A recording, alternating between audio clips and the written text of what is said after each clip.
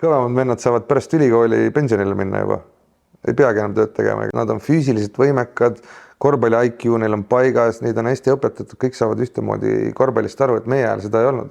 See, ma arvan, et jääb minu karjääri sükkseks kõige lollimaks otsuseks. Mingi 60 või 70 mängu aastas, Issand, teil silmad ei põle, miks ei põle, mehed on kõik on läbi omadega. Kui pingeid ei taha, siis mine sükse võistkonda, mis ei taha midagi saavutada. Tere, alustame Pahvkasti 13. osaga ja oleme jõudnud sinnamaani, kus saame öelda, et meil on külla tulnud endine Kalev Cramo mängija. Juttu hakkame tegema Sten Timo Sokuga, kes Kalev Cramos mängis aastatel 2015–18 ja 2019–2021. Nüüdseks on Sten suure korvpalliga lõpparve teinud, aga seotud selle mänguga veel sellegi poolest. Tere, Sten! Tere, Tanel! Mul on natuke imelik öelda sulle, Sten, et korvpalliringkonnas vist keegi ei kutsu sind Steniks. Ei, võid julgelt Timmuna jätkata. Ütleme ka Timmu, et muidu keegi ei tea. Ma arvan, et kui nii mõnelegi ütleks, et siis kui ma Steniga koos mängisin, siis küsitakse, et kellega? Ma arvan, et jah, korvpalliringkonnast küll. Et see Timmu on tõesti sulle külge jäänud ja tegelikult minuga samamoodi natuke, et Taneliks mind keegi ei kutsu. Kõik ütlevad, kas Kurbas või Kurbi, et... Kurbi, jah. Oleks, ma ütleksin, et võõras. Pigem jah, ma arvan ka, et osad võib-olla ei teagi, et mu nimi Tanel üldse on. Kas sa mäletad, millal me üldse esimest korda koos hakkasime trennis käima, et kui vanad me umbes olla võisime? Ohohoo. See on raske küsimus, oleks nüüd ette valmistama natuke. Ma tean, aga ma pole kellelegi kunagi küsimusi ette öelnud. Aga ma pakun... Kõik tuleb spontaanselt koha pealt. Puusalt mingi 98, 97 aasta. Ma ise mõtlesin ka sama, et me olime 10-11 umbes. Isegi natuke varem, ma arvan. Vaata, sinul vanematel oli sinna Kadakasse ju ligipääs. See oli Baltika, see oli seal ju. Isad oli tagasi 96. Võiks 97, 96, 97 ma pakun. Et jah, et ma arvan, et sa oled sõuke mängija, kellega ma kõige rohkem koos mänginud kindlasti. Ei vedanud sul? Ei, miks ei vedanud, vedas ikka. Oled nüüd palju õpetanud. Esimene asi, mis nüüd Martin Torbek mulle saatis üldse 2001. aastast, oli mingisugune ajalehe artikkel, kus oli sinu pilt, minikorvpall ja seal see pildi peal üsna ümargune. Nii on, ringiga tagasi ja seal oli siukene tsitaat, korvpall on sõprus, sõprus on korvpall. Et see on väga sügavamõtteline, et kas sa oled ikka veel nõus sellega? Kuidas ma ütlen, et ma mäletan, Martin saatis mulle sellega selle pildi ja tookord ma mõtlesin, mina ei mäleta seda mitte midagi. Ja, et Martinil oli kuskilt seda võtta, aga kui praegu jälle sa meelde tuletasid, siis väga poeetiline minust nii noores eas, Ma ei tea, kust ma selle võtsin kindlasti, sest et ma mäletan. Äkki oli seal kellegi abi või pigem ise? Samas, kui praeguses valguses vaadata ja natukene nagu sellele mõtet taha panna, siis täitsa õige mõte ju, ega suures pildis see ongi ju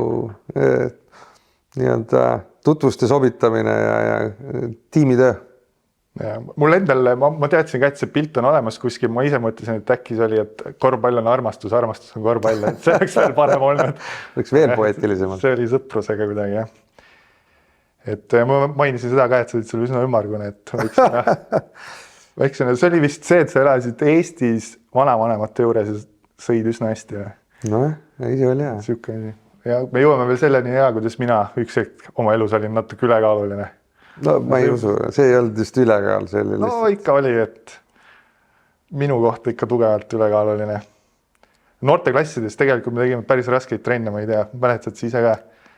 Oi, me oleme igast jama üle elanud. See on asi, mis on, ma arvan, et meid teinud immuunseks igasuguse muu jama vastu, mis meid hiljem on saatnud.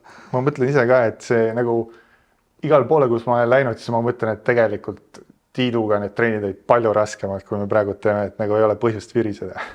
Algusest peale, jah, selles mõttes ta võttis, võib-olla oli natuke palju, aga samas kasvatas iseloomu ja need, kes ikkagi ellu jäid, need on, ma ütleksin, praegu elus ka palju edukamad ja kõik on tänulikud, alati jäävad need kõige kõvemad surmalaagrid näiteks meelde ja noh, aasta sees sai ka kõvasti ju trenni tehtud, aga just need laagri osad, kus ikkagi tambiti seda jooksmist ja füüsilise tegemist ja just mootori arendamist, et see ka liidab ju nii-öelda inimesi kokku. Täpselt, et oli meenutada peale trenne ja kiruda seda, mis me just tegime. Ja praegu hakkavad juba meelest need vaikselt minema, kas õnneks või kahjuks, aga jah, tol hetkel ju oligi, sa ju tulid ära, sa teed selle trenni ära, jah, trenni ajal on raske, laagris on raske, aga pärast läheb nädal aega mööda ja mõtled, et oh, jumala äge, et ma selle üle elasin, et kunagi oli see, kui ma käisin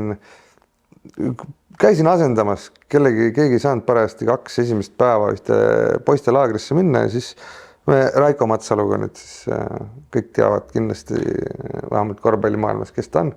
Kuidagi sattusime kahekesti sinna laagrisse alguses ja siis me kohe otsustasime seal vanu häid aegu meenutada ja tegime sellised pikema jooksmise nii-öelda seal Kuremaa siis karjäärides ja siis ütleme, et need kõik, kes jällegi ka selle laagri vastu pidasid, need kindlasti neil on ka midagi nagu meenutada, et oh, vägev, vaata, need on mu piirid ja tegelikult ma ületasin ja see annab palju juurde. Jah, ma olen täitsa nõus ja tegelikult pikas perspektiivis on nendest rasketest treenidest kasu ka, et tegelikult sealt meistriliigasse meie vanuseklassist jõudis tegelikult päris mitmeid mängijaid, kes kas 1 või 2 aastat mängisid või siis nagu meie, et ikkagi pool elu. Taest või tahtmata ju on see, et kuna meid ei hirmutanud enam see füüsiline, me olime kõigeks valmis, ükskõik mis seisus ei olnud, siis me ikkagi tahtsime kogu maksimumi välja saada, et meil marjunud sellega. Just, et on sul mõni mälestus ka veel noorteklassidest? Mul on üks asi, mis mulle esimesel meelde tuli, on kohe see, et ma panin Nordis, panin küljekorvi esimest korda 15-aastaselt pealt. Et sul ilmselt sama asi pole, sul on midagi muud, ma pakun. Oi, ma vist olen liiga palju elus korvpallisaalis elanud, et minu jube hea, et sa oled meil kõrge lennuga mees olnud alati, aga minul seda õnne nagu pole väga olnud. Mitte, et ma sellest puudust väga tunneks, aga võib-olla minu need kõige paremad mälestused on ikkagi kunagi sai ju isa korvpallikool alguse Rahumäe koolist, siis kui veel seda Tervise tänavamaja ei olnud ja siis seal ikkagi mina ju sain istutud hommikud ja õhtud või noh, selles mõttes kool lõppes ära, koolist tegi naised ära, läksin sinna, siis oli vanemate meeste, vanemate poiste trenn, kui oli ees, tegin selle ära, siis tegin oma vanuste trenni ära, ehk siis teie vanust, et ütleme aasta vanemad olid minu vanust. Ja siis veel õhtul tuli tavaliselt isa korraldas nendel amatööridel, kes seal trennis käisid, korraldas mingid turniire ja mingid aastad said lihtsalt seal Rahumäe koolis, põhikool vist, seal lihtsalt istutud ja oldud, et pall on kogu aeg käes, võiks ju korvpalluriks saada. Nojah, ma saan põhimõtteliselt sama öelda, et mul ka vanemad töötasid spordihallis ja ma olin ka niimoodi, et peale lasteaeda läksin juba sinna põrgatama, patsutama ja viskama, et see annab suht suure eelise. Sa oled isegi ju sünnipäeva teinud Kadaka spordihallis. Ja mingi hetk olid need tõesti, et põhimõtteliselt terve trenn kutsuti kokku ja mängisime veel kossu seal. Ja tol hetkel see ei olnud veel moes, praegu küll ma tean, et pisemad poisid juba teevadki oma trenne sünnipäevasid teevad kossusaalides, mingid pitsad, värgid, särgid, et sa olid omast ajast lihtsalt väga palju ees. Keegi ei mõelnud sel ajal, et võiks sünnipäeva teha nagu kossusaalis. Mul oli selleks võimalus ka, et võib-olla keskmisel eestlasel nagu. Seda küll, aga jah. Eks neid sportlikke sünnipäeval oli ka, aga mitte just palju. Räägiks korra sellest U18 vanusest ka, et meie tulime B-divisionis teiseks ja nüüd tuli uuesti U18 B-divisionist teiseks, et kuidas sa võrdleksid meid ja siis tänaseid noori, et mis need kõige suuremad erinevused võivad olla? Ma arvan, et ettevalmistus, teadmine, kuidas midagi teha. Et just raske on nii sõnadesse panna, kui sa praegu mult küsid, aga kui ma kõrvalt näen, et ma ütleksin, et talenti tegelikult meil oli sama palju, noh, meil on lihtsalt tolle aja talent läks, kurb on see, et aga läks väga palju kaduma, noh, et need 18-aastased ei olnud agente, ei olnud klubisi, kes võtaks poisse, kes arendaks neid. Ja lihtsalt ma arvan, et 5 potentsiaalsest mehest läks 3 tükki läks kaduma selle peale. Noh, praegu on lihtsalt hea näha, et kõik noored, noh, ma ei tea, kõige kergem näide on tuua vuksid, et mehed tulid vaata trenni, neil on omad pulsivööd on kuskil jala peal, nad monitoorivad kogu aeg oma näitajaid, nad on füüsiliselt võimekad, korvpalli IQ neil on paigas, neid on hästi õpetatud, kõik saavad ühtemoodi korvpallist aru, et meie ajal seda ei olnud, et väga erinevad koolkonnad, et noh, need, kes tulid, kes said aru, see oli ikkagi pigem nagu noh, suurema korvpalli mõistetest juba, see oli pigem anomaalia, et pigem pidi hakkama treener õpetama, et kuidas kokku mängida, et praegu näed, et tulevad kutid kokku 3 päevaks ja tegelikult kõik saavad enam-vähem ühtemoodi korvpallist aru ja see on ikkagi mega eelis, noh, ja kuidagi ma usun, et nad on heas mõttes palju professionaalsemad, kui meie olime kunagi. Sest et neil on lihtsalt nii palju rohkem informatsiooni, kuidas olla see professionaal. Meile võib-olla jäi puudu, me vaatasime vanemate meeste pealt, kuidas peaks professionaalsus käima ja see eelis neil on ja minu arust nad on väga tublid, nad võtavad südamega seda asja ja tulevik on päris helge Eesti korvpallis. Ma ise mõtlesin sama, et seda infot on nagu nii palju rohkem lihtsalt, mida noor korvpallur saab vastu võtta, et midagi ta leiab enda jaoks, mis saab vastu võtta ja kuidas edasi areneda, et meie ajal võib-olla oligi see, et noh, viset said harjutada põrgatamist, aga nagu kogu seda muud asja nagu väga palju ei olnud kuskilt võtta. Jah, täpselt, noh, need YouTube'id kõik asjad ainult tulid mingi hetk, aga noh, eks ma usun, et me olime võib-olla nagu mõnes mõttes üks pahal ajal saime selle kooli, et meil vedas, et meil isa alt käisime läbi, minu isa alt siis on ju, aga vähemalt tundub, et mingi 15 aastat jäi täiesti niisugune tegemata töö, kus ei arendatud, jäädi vana rasva peale nii-öelda lootma, et vanad mehed tulevad, noored tulevad peale, aga kui tööd ei tee, siis ega nad ei tule ka ja niisugune 2005. aastal umbes hakati minust sellega tegelema alles.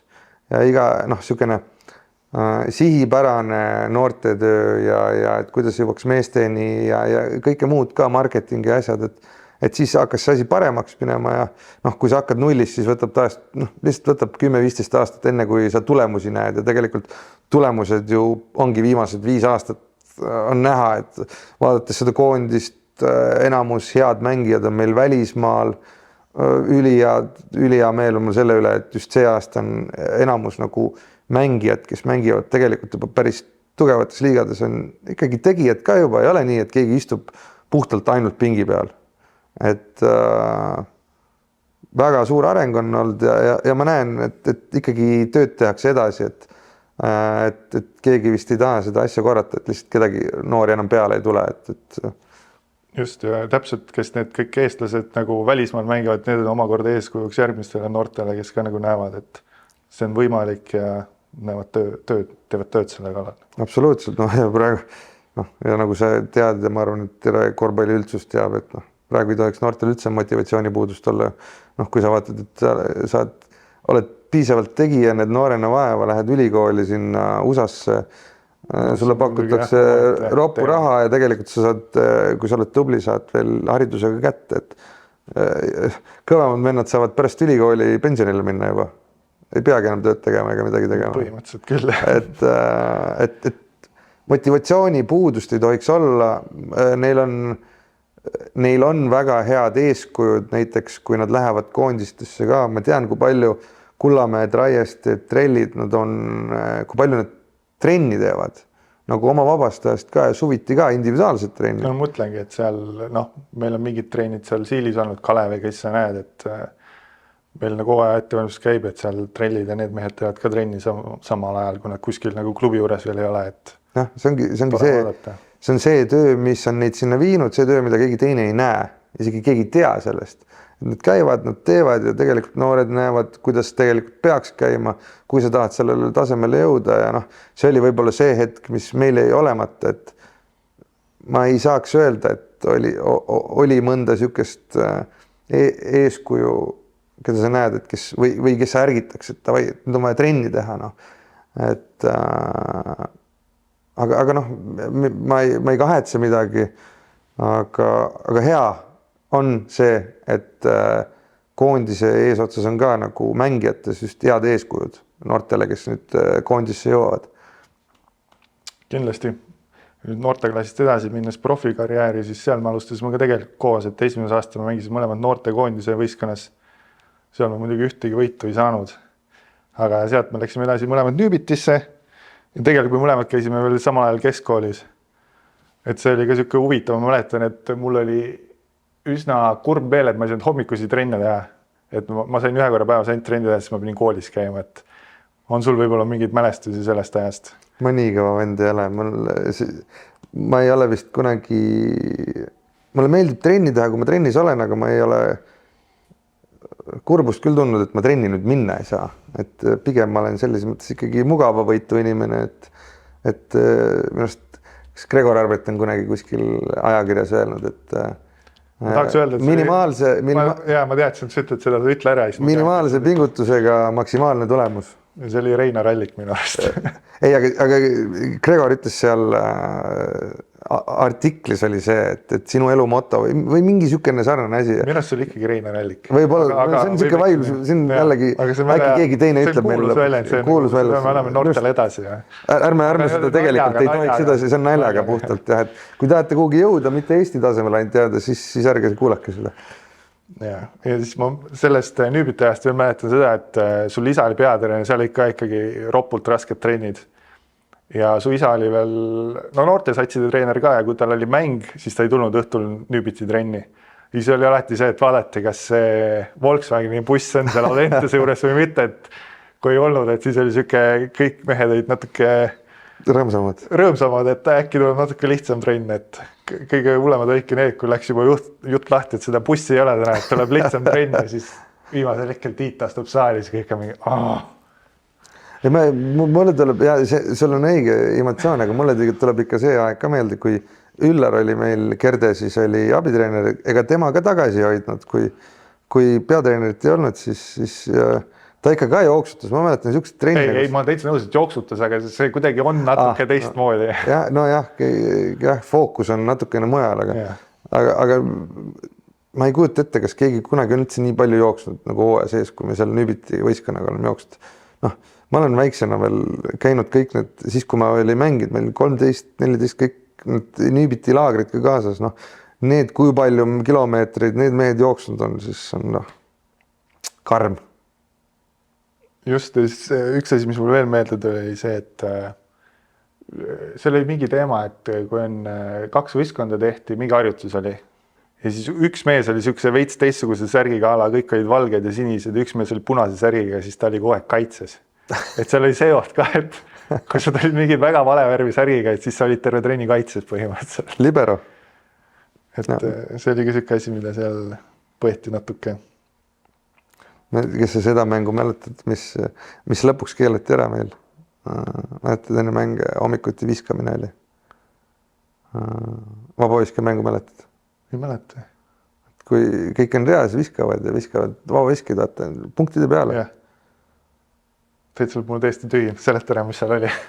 Viimane, kuidas see oli, kas viimasele mehele said igaüks pani jalaga tagumikku, mäletad? Oli midagi, jah. Ja siis mingi hetk lõpetati ära, sest et me vabaviske protsenti paranenud ja nagu paremaks midagi läinud, et siis kardeti, et pigem see mõjub pärssivalt sellele kogu protsessile. Ja veel rasketest treenidest rääkides, mingid treenid olid siuksed, kus ma mäletan, et Tiit tuli saali ja siis keegi küsis, kus pallid on, siis ütles üks omalase muiga, et täna pole palle vaja. Need olid need kõige hullemad treenid veel, kus teadsid, et see põhimõtteliselt olidki ainult jooksuharjutused. Ma ei tea, ma tahaks ise aru saada, et miks seda kõike vaja oli. Ma saan põhimõtteliselt aru, miks on vaja rasket trenni teha, hooaja sees ka, et noh, ikkagi vormis püsida, noored mehed ka, arened, kõike muud. aga noh, kõike saab ju teha täna, noh, palliga kõike teha, ära tappa mehi. jah, ma olen nõus, et tegelikult terve karjäär peale seda, mis nagu Nüübitist edasi tuli, ma ei mäleta, et oleks olnud ükski sihuke treener, kes oleks nii palju nagu jooksma pannud ja just ilma pallita, et kõik oli nagu palliga pigem. Ja siis tuli Eiko Rannu ja siis me jooksime ka ilma pallita päris palju. Aga muidu jah, enamusharjutusi olid ikkagi pallidega ja sai ka nagu vormi. No aga toimib ja ütlesid Eikoga ka päris kaugele. Seda küll. Peaks võib-olla tagasi tooma selle treeneritele suunise andma. Rohkem ilma pallita trenne. Siis mingi hetk karjääris me võtsime 2,5 kuuse siukse pausi ja läksime kaitseväkke. See oli ka päris huvitav aeg, et kaasajal noored, noh, mul endal Kalevis seal mehed räägivad, kuidas nad kardavad seda, et tuleb see kutse ja peab minema, et ma nagu tolle ajal ei mäleta väga, et no ikkagi üritasid kuidagi seal tõestada, et see pole päris kõlbulik, aga noh, lõpuks käisid ära ja ei olnud nüüd nii hull see asi. Kuidagi jah, mingi hetk mõtlesid küll, et ei ole vaja ja et kuidas saaks ära, aga samas ma otseselt vist mingit samme ei astunud, et mõtlesin, et no läheb, kuidas läheb, et kui võetakse, siis võetakse ja noh, meil oli see õnn, et meil ikkagi meid lasti sinna spordiroodu ju, et noore aeg ära ja siis saab reservi minna, et kas sa tahad sellest ise, on sul veel küsimusi selle kohta? Ja, mis kõige tüütum oli? Tegelikult ei olnud tüütust midagi, võib-olla ainuke tüütu asi on see, et sind võetakse sellest nii-öelda kossu protsessist välja ikkagi, kuigi noh, lasti ju iga päev tegelikult saime trenni teha. Tegelikult sai väga palju trenni teha ja tegelikult sai selle 3 kuuga heasse vormi ka. Ja nädalavahetustel said ju ka käia väljas ja trenni teha ja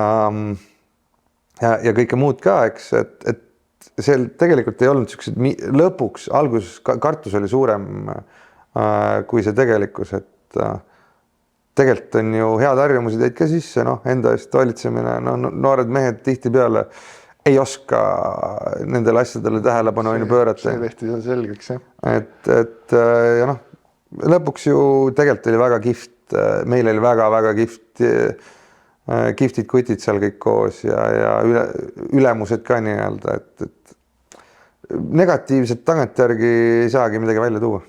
No ma mäletan, minu jaoks oli kõige tüütum võib-olla see voodi tegemise drill, mis oli, tõmmati voodid sassi ja siis ma mäletan, mis oli 2 minutiga pidid tegema voodi korda, aga see oli nagu peensusteni, et enam joonlauaga tuldi mõõdeti, et kas need linad ja padjad ja kõik on õigesti.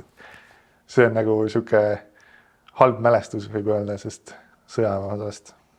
Jah, eks tead, ei julgeks ja ei tahakski praegu sõna võtta, sest et on kindlasti targemad inimesed, kes oskaks seda kommenteerida kõike, aga nagu ma ütlesin, mina pigem võtad seda jällegi jõuame tagasi sinna, et sõpruse, kuidas see korvpall on sõprusega, et seal ka ju tegelikult sõpru ja tuttavaid ja siukseid sidemeid said nii palju, kellega siiamaani suhtled ja nagu kokku kasvasid, et igati positiivne kogemus.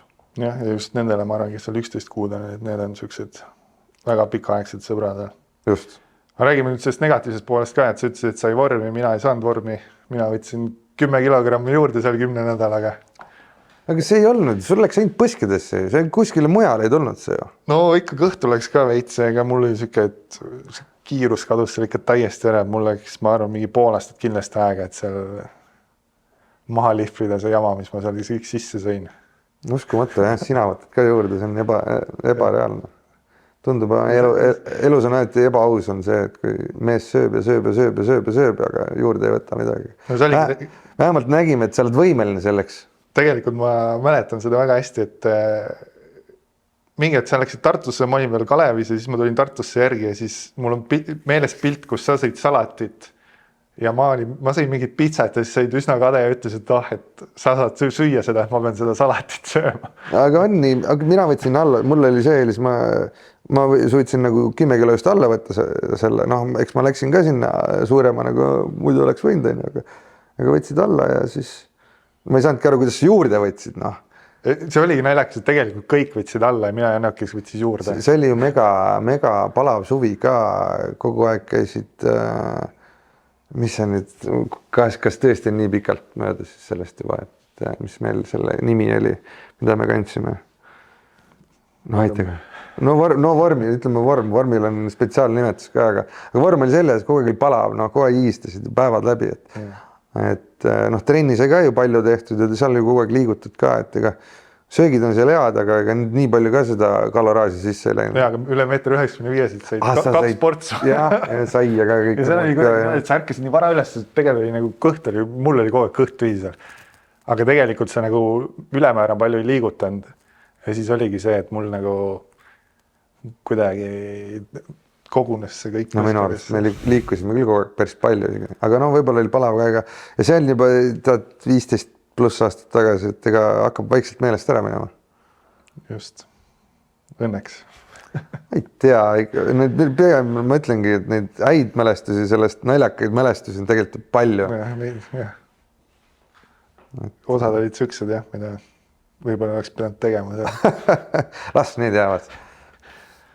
Aga üks naljakas asi oli veel, ma mäletan, meil oli mingisugune orienteerumine, kus viidi autokastis niimoodi, et me ei teadnud, kus meid viidi, pandi metsas maha ja siis pidime orienteeruma nagu metsalaagri sinna staapi tagasi.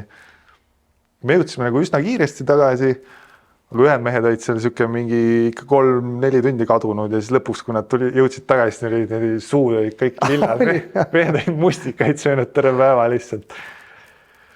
Jah, nimeliselt vist isegi tuleb ette, aga ma hakkasin tankiga kuidagi panema.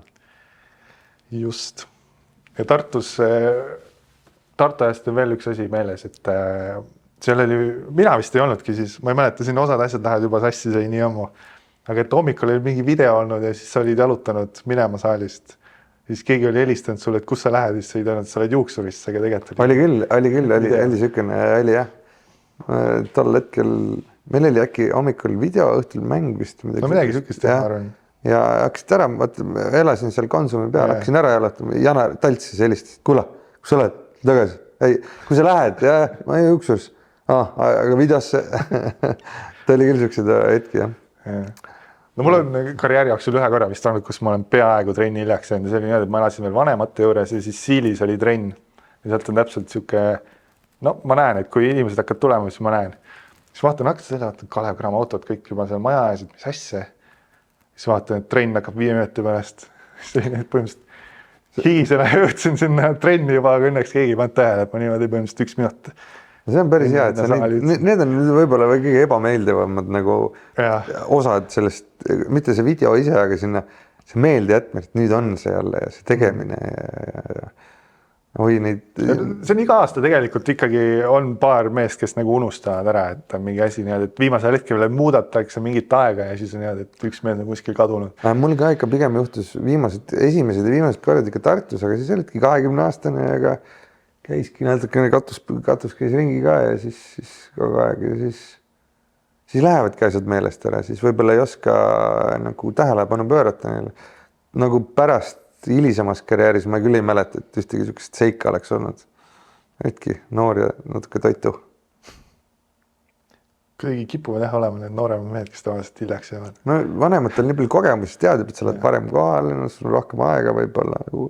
Noored tulevad nii-öelda viimasel hetkel alati.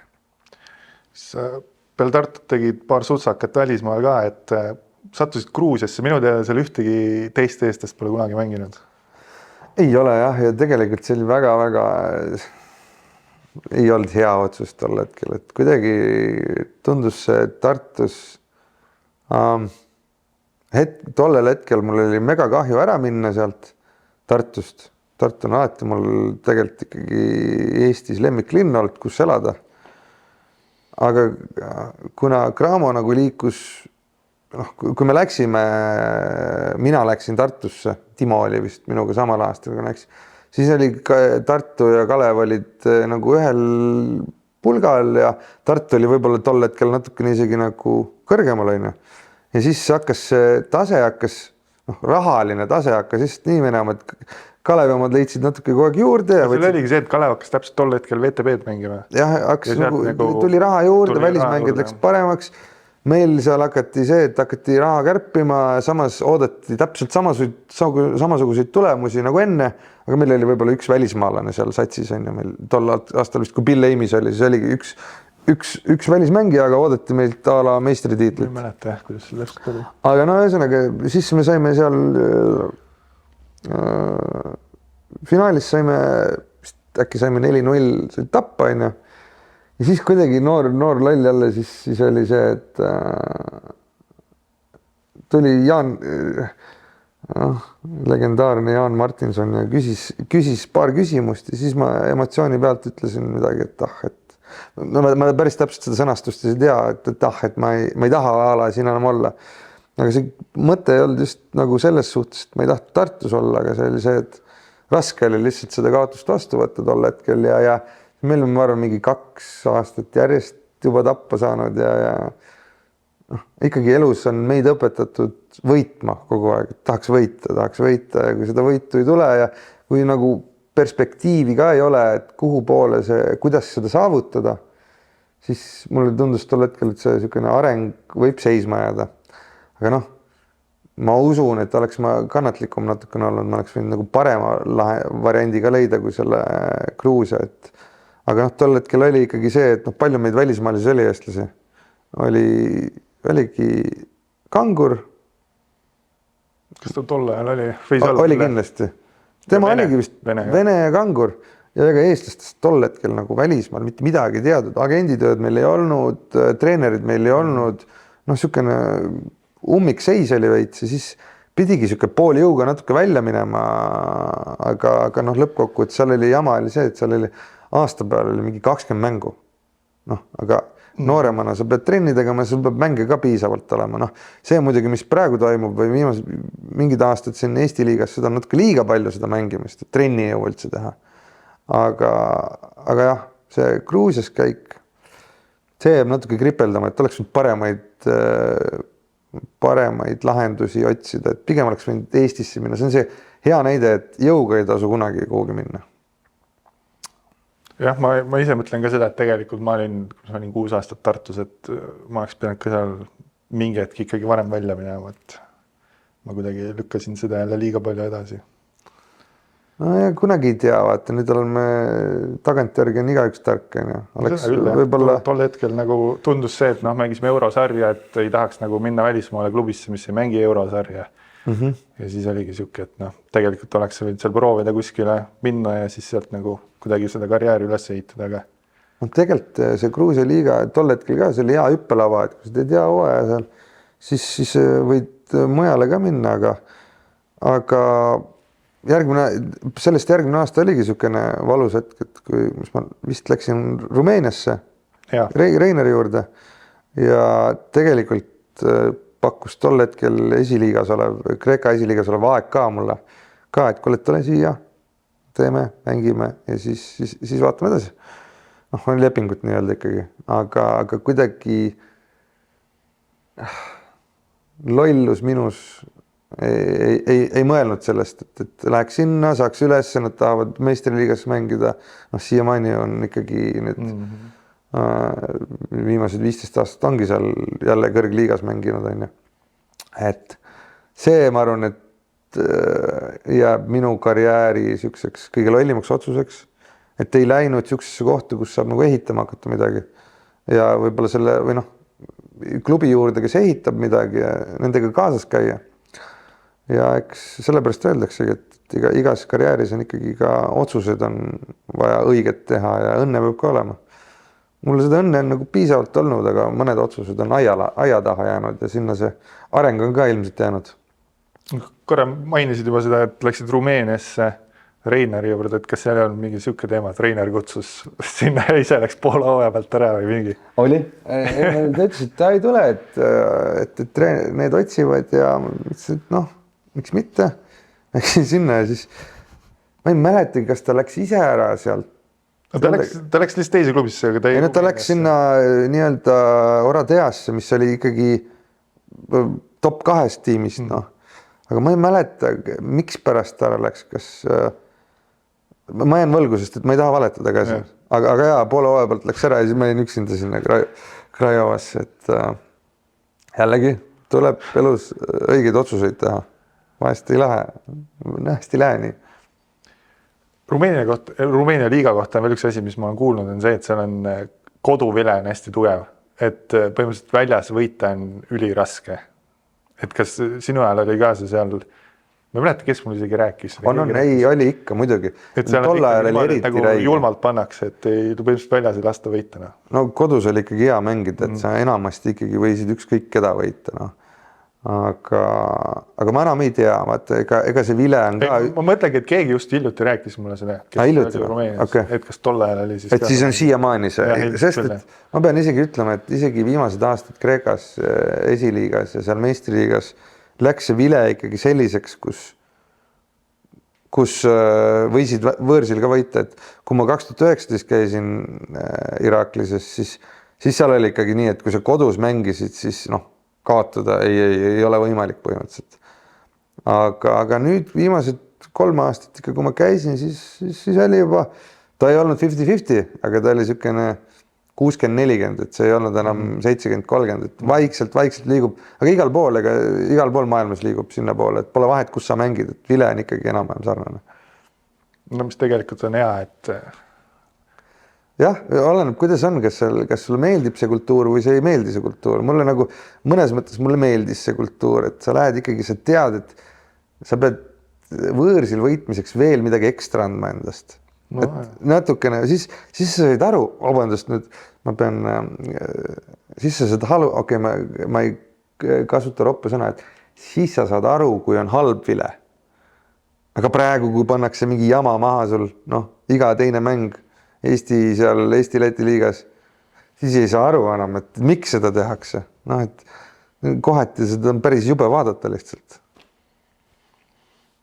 Ma ei tea, minu arust on Eesti kohtunikud väga head. Ja. Ei, aga tegelikult ma ütlen ausalt, et Eesti kohtunikud selles mõttes ei ole kindlasti kõige halvemad, et ma ei mäleta, kus see oli, kas oli Rootsis, vist oli Rootsis, seal oli ikka täiesti...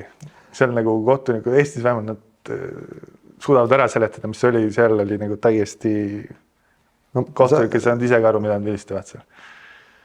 Kas me tegelikult hakkame ka seda teemat siin see ei ole täna teema. Venemaale sattusid ka korra, et kuidas sa sinna jõudsid üldse? Kas seal oli mingi teema, et seal oli eestlane oli treener, on ju? Siin me läksime Üllariga, põhimõtteliselt koos läksime, Üllar oli... Kas see oli Üllar või Varrak oli pärast kuskil? Üllar oli selle omaniku nagu, ma ei tea siis kuidas, oli nagu nõuandja. Ja neil läks esimene poolaasta, neil läks ülihalvasti, neil oli 2 välismaalast, mis oli lubatud seal superliigas. Ja siis seal oli üks Solovjov oli pealtreener, eksmängija, jumala hea treener. Aga kuidagi ei läinud, sest et see temperament ja välismaalased, see kõik ei sobinud kokku seal lihtsalt. Seal nad olid nagu tehniliselt ja mänguliselt ülihead, aga nii kui natukene mingi 10 punkti tuli, 10-ga said ette, siis lagunes mäng laiali ära, sest igaüks hakkas oma punkti taga ajama. Noor vihane sats, aga ei suutnud nagu kuidagi kokku tulla. Ja mis nad olid 8. või 10. põhiturniiril, kui me sinna läksime, siis me vist suutsime viimasest 12 mängust 11 võita ja meil ei antud isegi seda teist lõpuks tuli teine välismaalane ka, niisugune 1,5 kuud enne lõppu. Ja siis oli alguses oli veel niisugune, et läksime sinna, siis Üllar oli ikkagi niisugune nõuandja roll, siis mingi hetk ta tõsteti veel sinna peatreeneriks, selle peatreeneri ette ja niisugune paras niisugune poliitilised mängud olid seal, et mitte, et Üllar seda oleks tahtnud, aga see president nii-öelda liigutas neid nupukesi seal. Aga lõppkokkuvõttes meil läks hästi. Üllar mind kutsus, Üllar ütles, et kui lähme, meil on täpselt niisugust mängijat vaja. Mina olen väga tänulik, et ta mind kaasa võttis, mega hea kogemus ja igatepidi olen talle väga tänulik selle eest. No ma arvan ka, et see niisugune huvitav kogemus, et tegelikult seal eestlasi polegi käinud rohkem minu arust. ja tase oli ikkagi noh, olgugi, et oligi need venelased ja siis 2 välismaalast igas satsis, siis tase oli täitsa korralik, noh, me ei võrdle muidugi VTB-ga seda, aga noh, siin kindlasti selle Eesti-Läti liiga topiga. ja siis Kalevi said tagasi, aga siis Tanel läks minema, et vennaga ei saanud jälle koos mängida, et kas te oleksite tahtnud karjääri jooksul rohkem koos mängida, kui selle 1 aasta seal TalTechis? Ma ei tea, kas see oli, ma arvan, me ei olegi kunagi rääkinud, jubedalt tahaks seda, et kas seda tol hetkel, kui me sinna TalTechi koos jõudsime, oli tore, aga ma nagu tol hetkel ei saanudki aru, miks teda nii vähe kasutati, et noh, vanem mees ka, sa saad teda nagu vormi mängitada ja annagi talle mänguruumi, aga nii oli ja kahju otseselt ei ole. Ma pigem arvan, et oli hea kogu aeg, et niisugune vahetus käis, et üks läks, teine jäi, et aga ma mõtlen, et niisugust hetke ei olnud, kus nagu üks klubi tegid jälle mõlemale pakkumisega ja siis noh, ütleme, et lõpuks teine sai kuskil mujalt veel parema pakkumise ikkagi ei tulnud. Ei olnud vist, sest et noh, ütleme, et olgugi, et profiililt me ei ole sarnased mängijad, siis noh. Ja ma mõtlen sama, tegelikult oleks nagu üksteist täiendanud. Aga pikkustelt võib-olla ikkagi oleks natukene nagu eriti tänapäeval mõistes, noh, jääd ikkagi natukene hätta, kui sul on 1 ja 2, noh. No ma ei mõtle isegi, et oleks pidanud koos mängima, et oleks võinud nagu 11 vahetada siis, et siuke natuke erinevad käigud ikkagi. Ütleme selle kohta siis, et we will never know, et ega ei, niisugused pakkumisi küll ei olnud, et tulge mõlemad. Okei. Seda ma tahtsingi teada. Seda tahtsid tegelikult. Valime sinna siseringi panime ka, et mis fännid tahavad teada, siis oli üks asi, mida tunti nagu huvi, et. Ei, kahjuks jah, ei olnud nagu seda, aga ei olnud kunagi ka seda, et issand jube väga seda vaja oleks.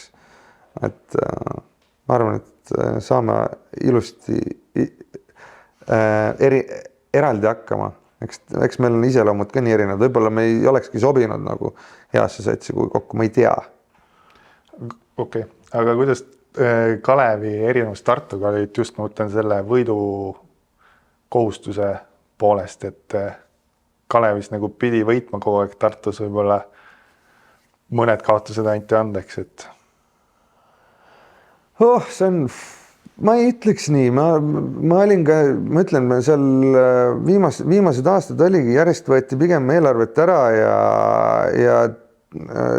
olid noored mehed ja anti üks välismängija ja siis tuli vahepeal rääkima, et issand, ei mängi, silmad ei põle ja samas meil oli mingi 60 või 70 mängu aastas, noh. Issand, teil silmad ei põle, no miks ei põle, mehed on kõik on läbi omadega, noh, et ja kogu aeg on tegelikult taob nagu kuklas see ka, et sa pead seal ka võitma, sa oled ükskõik, kas sul on eelarve on 700 000 või on 400 000, ikkagi eeldatakse, et sa oled Tartu, sa pead võitma, noh. Ei ole seda, et sa ei tohi. Ikka olid need kriisikoosolekud, kui said kuskilt mingi mängu tappa nii, et sa ei oleks tohtinud saada. Me olime koos ju minu arust nendel aastatel, kui ikkagi need pinged olid samamoodi peal, noh. Kalevis oli teistmoodi, noh, need eelarved läksid lõpuks suureks. Aga no ma vist ei olnudki siuksel ajal, kus me saime väga palju siukseid kaotuseid, mida me ei oleks tohtinud. Noh, VTB oli see, et esimesed aastad, noh, VTB juurde tagasi tulid esimesed aastad, kui ma seal ikkagi olin, esimesed 3 aastat, siis oli see sama vile teema, nagu sa rääkisid praegu Rumeenia kohta, et ega seal meil võita nagu väga ei tahetud lasta. Et olgugi, et ma ei ütle, et me oleks pidanud kellegist parem olema, aga seal kui ikkagi võimalus oli võita, siis ka ikkagi tõmmati meile nagu nii-öelda pael kaela lõpuks seal. Aga siis, kui ma teist korda tagasi tulin, minust siis oli natuke muutunud asjad juba. See 2019-2021, siis juba hakati nagu vaatama, vist olid mingi aasta oli juba Kalevil hästi ka läinud, siis vaadati, et okei, et nad on nüüd sisse elanud, et võime nagu normaalselt seda asja jälle võtta, aga pinged kui sellised on alati ükses. Kui pinged ei taha, siis mine siuksesse võistkonda, mis ei taha midagi saavutada. Pinge ongi normaalne osa sellest. Täitsa nõus suga. Ja siis käisid Kreeka esiliigas. Kas see Kreekas mängimine oli kuidagi sulle siuke karjääri jooksul, ütleme, eesmärk ka, et kuna isa mängis, sa sündisid ka Kreekas, on ju? Või sa ei sündinud Kreekas? Ei, Tallinnast täitsa. Okei. Aga ikkagi, kas see Kreeka oli kuidagi siuke eesmärk natuke või pigem oli juhus? Kas ta just eesmärk oli, aga see tunnetus oli küll see, et ma tahan väga minna, ma tahan selle ära kogeda. Ja see aasta, too aasta, kui ma läksin, ma tegin väga õieti, et ma läksingi Iraklisesse. Eesmärk oli kõrgliigasse tõusta jälle. Tõusime. Aga ega seal on kahjuks või õnneks, kui sul on pere ka lõpuks, siis seal on esiliigas saad 2-3 korda rohkem raha, kui sa saad sama rolli eest kõrgliigas.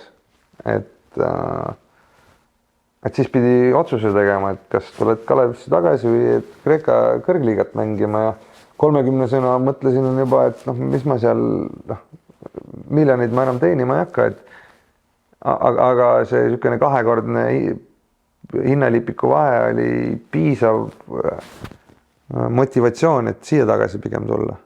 Et ei tulnud seda pakkumist, sest et tean, et hooaja sees tol aastal oli ka pakkumise sinna kõrgliiga poole minna, aga siis ei lastud mind sealt ära.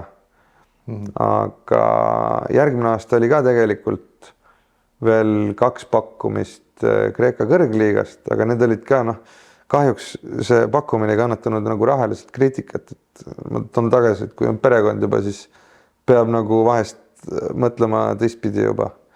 Ja siis ma ikkagi lõpuks tagasi tulin, aga see atmosfäär ja see kõik muu, sellepärast tasub korvpalli mängida, ma arvan, et kui sa oled kord seal kuskil põrgukatlas ühe hooaja ära mänginud, kas Kreekas, Serbias, see on see, mis tegelikult neid emotsioone sa ei saa elus mitte kunagi, mitte kuskil mujal.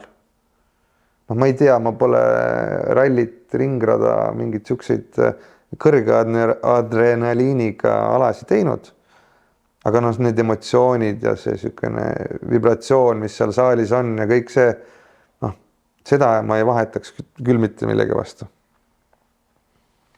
Aga kuulda, et sul siuke kogemus on, ma vist ei olegi siukse täiesti vihkava publiku ees mänginud kunagi, et see on nii äge lihtsalt, kui sul on 2500 saal ja saal on paksult täis ja ütleme, et 1000 neist on ultrat ka veel, sa ei kuule ise ennast ka mõtlemas. Toss käib üle pea ja see toss ei ole tavaline suitsuais, see on kõike muud ka sinna hulka, et jah, need on need asjad, mis jäävad eluks ajaks meelde. Jah, võib-olla ma raha ei suutnud nii palju teenida kui need Euroliiga tipud, aga jah, see emotsioon on ikka sama. See on hea, et vähemalt emotsiooni said siis lõpuks. Absoluutselt. Yes, midagi ei näppuda vahele, nagu Andres ütleb. Miks sa üldse karjääri ära lõpetasid? Et tegelikkuses ju sa ei olnud nii vana, et oleks võinud mõne aasta veel mängida või pigem sai villand sellest kogu asjast?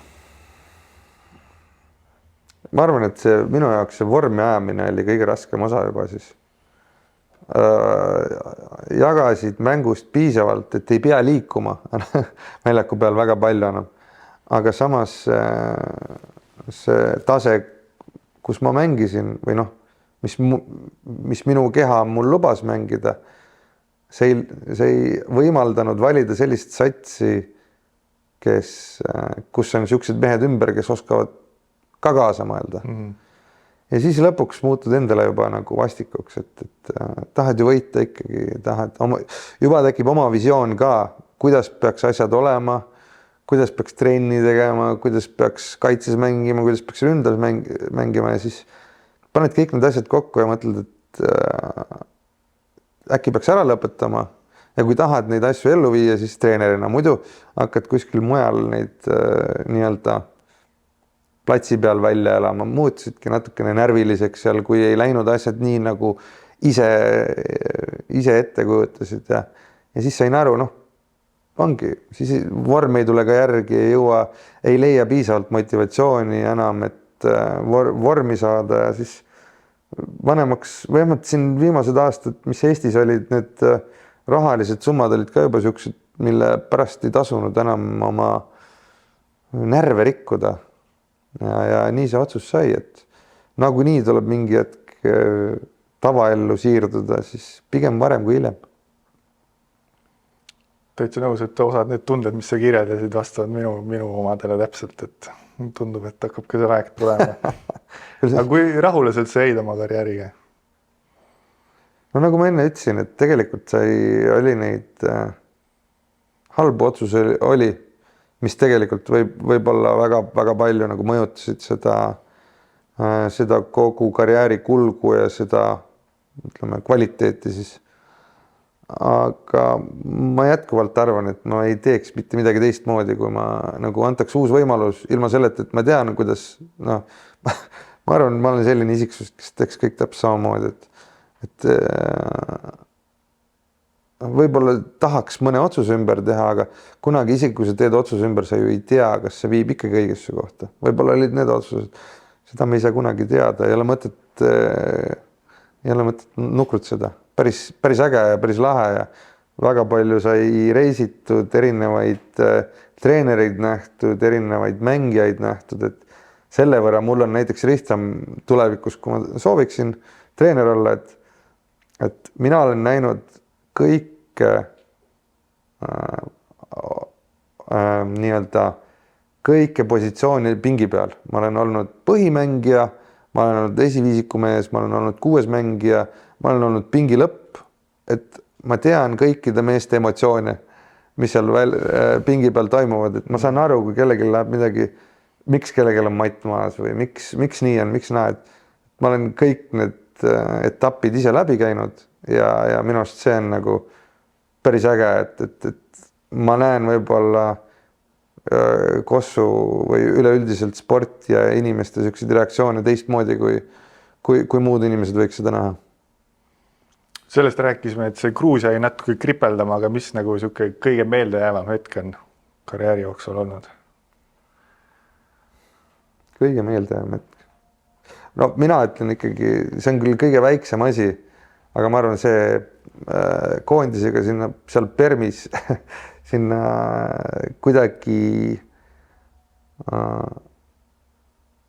sinna EM-ile saamine. Noh, nii nagu me seal olime, selle COVID aega kõik, noh, mul oli ju tegelikult, ma ei oleks tohtinud seal mängida, sest ma oleks pidanud kohe opile minema, aga me käisime ju mingi nädal aega varem. See oli see, kus te Kotsariga tegite mingit see oli see sama, no koostööd, ja noh, mis mina, kui on hea mees kõrval, aga mul oli ikkagi, Hilka oli tolleks hetkeks nii halvas seisus, et põhimõtteliselt mingi nädal aega elasid ainult topelt ja 3-kordsete valuvaigistite peal ja pärast läksid otse opile, et ma arvan, et see oli niisugune enda jaoks kõige meeldejäävam hetk. Kuigi neid lahedaid olukordi on ju veel olnud, kõik need A-divisjoni saamine ja mingid Kreeka liiga võitmised ja kas või esiliiga, aga see jääb vist meelde, sest et see oli omamoodi niisugune eneseületamine. Ma natuke sain aru sellel hetkel, et vaikselt hakkab minu jaoks nagu parem osa karjäärist läbi saama. No. Ja see oli niisugune viimane tore niisugune eneseületus. Ma tahaks küsida kohe järgi selle, et kes su lemmik pikk mängija on, kellega sa oled koos mänginud? Nii palju, kui ma mäletan ja sinuga olen koos mängid, siis sa oled alati pikkadele korralikke peapesusid andnud, et kes see kõige parem pikk on olnud, kellega sa oled saanud koos mängida? Kellele ma ei ole pidanud peapesu andma? No võib-olla vähem siis, jah. Ei no eks mul ongi jama see, ma ei ole Euroliiga pikkadega koos mänginud. Noh, jätame Maigi kõrvale, tema on teine tase üldse.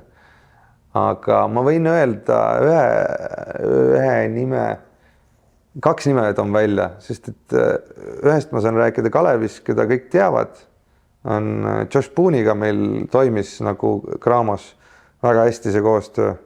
Noh, ta rollis nii kiiresti lihtsalt, et ta tegi kõik nii palju lihtsamaks. Tegelikult teine mees on siuke mees, kellega mängisin Kreeka esiliigas koos ühe pool aastat oli Inglise passiga üks Faro Ali Hodzic, kes tegelikult käis siin paar kuud oli Raplas, mängis ka üks hooaeg, see oli, ma arvan, juba aastaid 7-8, võib-olla rohkem tagasi. Ma ei mäleta, siis ma... Ta ei olnudki väga kaua siin, sest et ta ise ütles, et talle see kliima üldse ei sobinud ja kõik muu kokku ka, aga just need 3 meest on nagu meelde jäänud, kellega see keemia nagu väga hästi läbi tuli ja kellega oli väga lihtne lihtsalt mängida, et jah. Kindlasti on veel, aga need väärisid mainimist lihtsalt praegu. Ma tea, Rain Raadik ei mahtunud toppi. Temaga tõite väga head sõbrad. Ei, sõbrad oleme koos, mina ei mänginud taga tol hetkel koos, kui ta oma selle karjääri tipu saavutas siis seal Pärnus. Double jooaeg. Kus tagamängijad ja Priit Vene ja kõik need sinna nii-öelda karjääri tippu vedasid, et me mängisime 20-aastaselt koos, patt oleks öelda praegu, et jah, ta oli tol hetkel oli nii hea, aga mõistuselt tal on kindlasti üks nagu targemaid pikkasi, selle koha pealt võin küll öelda. Natuke sellest ka, mis sa praegu teed, et viimastel aastatel sa käisid seal Vali IT-kursusel, siis sa õppisid psühholoogiat, siis sa mingi hetk olid maakler, siis sa töötasid Äripäevas, nüüd täna oli esimene päev Elises, et sul on ka nagu need asjad on kuidagi jube laiali, et igasugused erinevaid asju oled proovinud. No, psühholoogia õpingud olid juba tegelikult jällegi 6 aastat tagasi või? No ja ikkagi. No, kuidagi seal... Hoopis teine valdkond. Hoopis teine valdkond, jah. Ma ei oska sulle seletada, eks ongi see, ma olen seda meelt, et alati peab otsima seda, mida sa tahaksid teha, noh, võimaluste piires muidugi, päris ei saa ühest asjast teisi hüpata, aga noh, kuna ma olen natukene raputanud uhka enda pähe, et mina ei tegelenud karjääri jätkuga karjääri ajal, ehk siis ma pean natuke riske võtma, kui ma tahan kugi jõudma, noh. Nagu sa ütlesid, et alustasid seal maaklerina ja siis vaatasid, siis ma käisin Äripäevas korra, siis ma võtsin, noh, anti võimalus seal Vali IT see kiirkursus 6-nädalane läbi teha, mis noh, nii-öelda back-endi ja front-endi arendamist õppida, mis tegelikult andis väga palju juurde, mis oli mega lahe. Kui anti võimalus IT-spetsialistiks minna, siis ma pidin sellest haarama kogemusi, juba kogemuste pärast ja nii-öelda töömaastikule saamiseks just. Et kui keegi annab selle võimaluse, siis 37-aastasena pead võtma, 25-aastasena sul on ainult valikuid, et küll ma ootan ja küll ma teen nüüd 2-3 aastat see, et mingi areng võiks kogu aeg olla. Ja nüüd, kui ma Elisasse liikusin, siis see oli jällegi niisugune arengus, ma loodetavasti arengus järgmine samm, et saan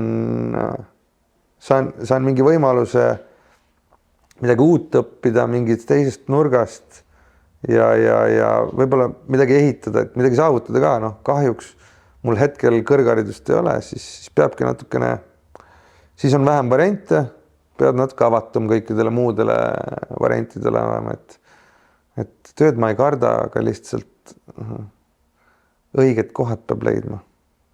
Selge, ja treeneri ametit ajad ka veel taga? Ajan, hetkel. Jätkad seda 5. kategooria tegemist veel?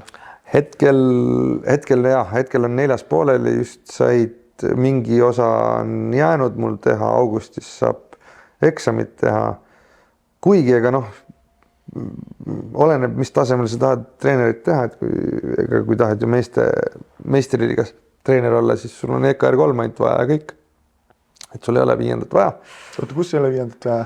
Meistriliigas. Ei ole või? Ei ole üldse vaja. EKR3-ga saad litsentsi kätte ja võid alla. Aga see mõte on, praegu ma olen ka veel 2 vahel, milleks seda kõike vaja on. Aga noh, vähemalt selle EKR4 jooksul ma olen väga tore on uusi asju õppida. Noh, treeneri vaatest, et hea on näha, et ikkagi mingid asjad toimivad ja treenerid on edasi arenenud ja paljudel on omad visioonid, samas õpetatakse ühtisi asju. Ma ei tea veel, treenerimaastik, ma arvan, et ma olen valmis kogu aeg nagu seda teekonda ette võtma, aga enne seda, kui ma õiget võimalust ei näe, siis ma ei teeks seda. No esiliigas sa oled peatreener praegu. Praegu ei ole, just sai läbi, aga jaa, mul ei ole vahet, mis tasemel ma seda praegu nagu näiteks kas teist liigat, esiliigat, meistriliigat, igal tasemel sa saad ju hästi teha ja sa saad halvasti teha, vahet pole. Et minust see erilaste 2 kuud, mis oli, see õpetus mul väga palju, ma sain mingid eksimused, ma sain läbi kolistada juba seal, kus ma sain aru, ahah, nii sa ei saa teha. Ja Juhe jooksis kindlasti ka mingitel kohtadel kokku, et need on jälle kogemused, mida muidu ei saa, kui mingid riske ei võta ja jah ei ütle mingitele võimalustele. Et pooleli on see kõik veel. Selge, aga ütleme, et sa saad selle 5. kategooria kätte, et kas sa siis ikkagi kaaluksid tõsiselt peatreeneri kohta näiteks mõnes meistriliiga klubis või pigem alustaksid kuskilt abitreenerina ja siis, kui tekib võimalus? Ma arvan, et see peaks kõigi kohta nii käima, eriti need, kes on mänginud pikalt kossu, 30 aastat juba. Et et sul on mingi paber käes nagu hariduski, see ei tee sust treenerit veel. Vahet pole, kas ma teeks seda praegu, võiks praegu ka, kui mingi perspektiivikas nagu visioon oleks, võiks ju nii-öelda, nagu ma vastan su küsimusele lihtsalt, võiks ju peatreener olla, aga ega ma kõiki nüansse ei tea, mis tuleb kaasa peatreeneriks olemisega. Sest et see on megatöö, kui sa tahad korralikult teha, see on päevad, ööd, nädalavahetused, et siis küsimus on see, kelle sa enda ümber leiad. Et kõik paremad juhid, treenerid, nad teavad, keda endale lihtsalt täiendamiseks ümber võtta, kes teevad neist paremad treenerid. Et vahet pole, kas sa teed seda peatreenerina või sa lähed abitreeneriks. Ilmselt peaks selle abitreeneri teekonna kõigepealt läbi käima, et mingitki kogemusi saada. Aga ma ütlen, et mina olen selline inimene, kes on alati nagu valmis erinevaid asju proovima. Et elame korra, nagu ütleb üks hea tuttav. Vennast oled parem treener. Ma ei oska kui sa aasta U18-s nüüd mingi variandiga peaksid meil sinna EM-ile tulema, siis ma saan otsustada, kumb parem on. Ma arvan, et Tanelil vist ei ole seda ambitsiooni ka, et peatreeneriks saada, et ta on pigem see... Ma kardan jah, et mul hakkab see mingi hetk, kui ma näen, et midagi tahaks muuta, aga ma ei saa, et abitreenerina on mul see raske lihtsalt. Et kui sul ei ole seda kontrolli ja seda vastutust, siis Tanel on vähemalt siiamaani on loomult leplikum või niisugune, et ta ei sunni oma asja peale, aga seda ma tean, et ükskõik kus ta käinud ei ole teiega kaas, TalTechis kõik kiidavad, kui head tööd ta teeb ja kui palju ta aitab mängijaid ja treenereid ja igas mõttes, et ma arvan, et jällegi nagu mänguliselt ma ei tahaks võrrelda mängijana, ta oli must palju parem mängija, aga praegu ma ei oska veel võrrelda. Ma ei ole isegi treener veel, Tanel. Oled esiliiga peatreener. Võrrelda, Esiliiga peatreener. Väga erinevad rollid, et ma arvan, et seda vaatame veel tulevikus. Selge. Lõppu veel siuke hoopis teisest kohast küsimus, et kas poiss käib juba sul trennis ja näeme varsti järgmist sokku meistriliigas?